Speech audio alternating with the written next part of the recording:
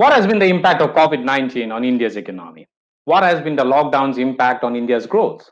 How has the disruptions caused by the lockdown has caused to businesses in India? What happens when the government asks factories to shut down? What happens when the government asks construction activity to stop overnight?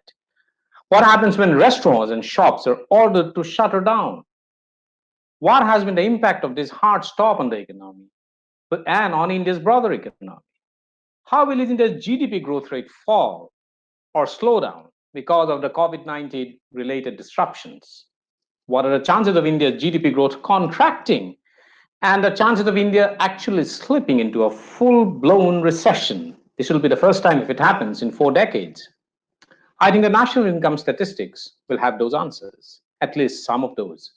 The Central Statistics Office, which will release the gross domestic product growth estimates for the fourth quarter, that is Jan to March, and for the financial year 1920 on May 29.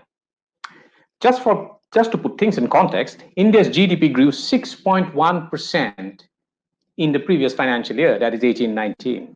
Now let's see and understand what professional forecasters and economists have been saying.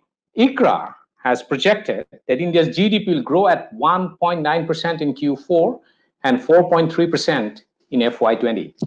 CRISIL has forecast that India's GDP will grow 0.5% in Q4 and 4% in FY20.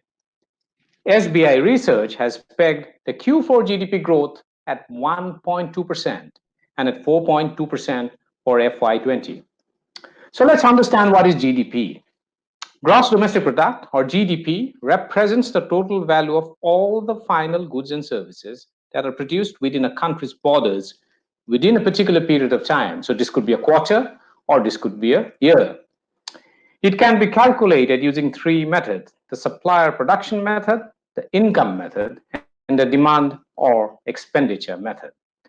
Please remember that one person's or entity's income is not a person's spending on expenditure. For instance, what households spend in buying provisions at a local store is the shop owner's income, isn't it? Likewise, an employee's salary is what his or her company spends. In the final national income calculations, income and expenditure gets equated out. So simply put, adding the earnings of all the people and income of all capital employed would give the GDP of the country.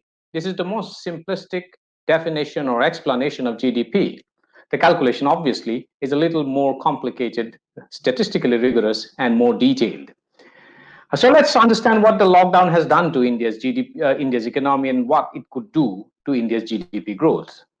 Well, there's no gainsaying the fact that the lockdown has left a devastating trail of destruction across the economy. People's income have fallen as factories, companies have remained shut and have cut down on wages and other costs.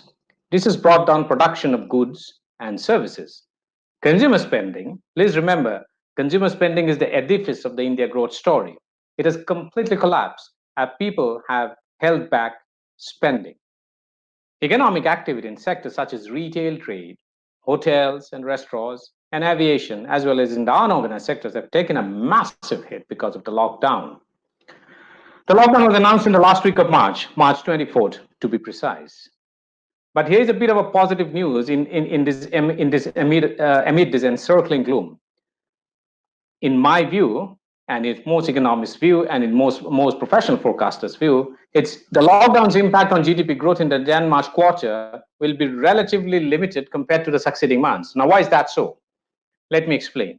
The impact will be more severe in the months beginning April, when the lockdown was complete. There was absolutely no economic activity going on. And there's some degree of economic activity that has started in May. We do not know what the future holds for us. We do not know much about when the virus spread is going to end, and we do not know when economic activity is going to return to normal. So in about 3 months, 6 months, 9 months, or maybe 4 quarters from now, when we think of revival, we'd probably look back at the Jan-March 2020 quarter GDP growth with a great degree of longing. That, in substance, is the effect or the extent of devastation that COVID-19 and the lockdown has caused on the Indian economy.